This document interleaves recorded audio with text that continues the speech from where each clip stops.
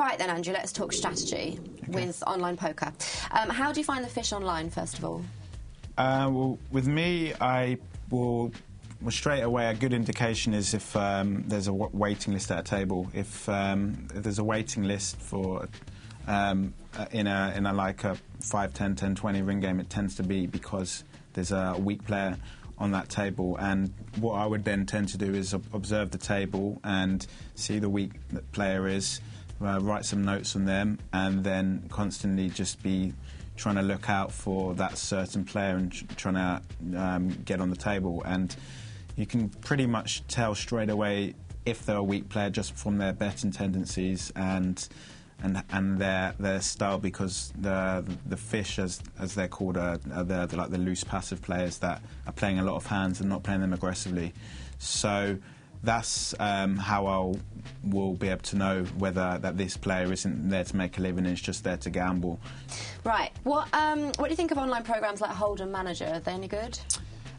Personally, I don't use these programs. There are Hold'em Manager and Poker Tracker. A lot of MTT pros like to use them a lot because the edge is so small, and it's all about gaining that extra bit of information, like what does this player open with, how often do they 3-bet, do they continuation bet. It does give you that little bit of that extra edge, but with me personally, I just more go on my intuition at the particular time, because I just feel poker's such a situational game, and it doesn't put into effect as like what kind of mood that particular player's in, what the dynamics between you and that particular individual are.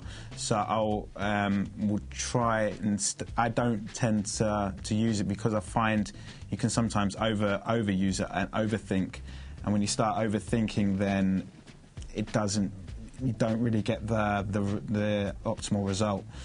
Thank you very much, Andrew. Right, just to remind you that if you want us to help solve your poker headaches, then drop us a line via email to pokerplayer@pokerchanneleurope.com. But now let's take a look at what's coming up over the next couple of months in our Poker Diary.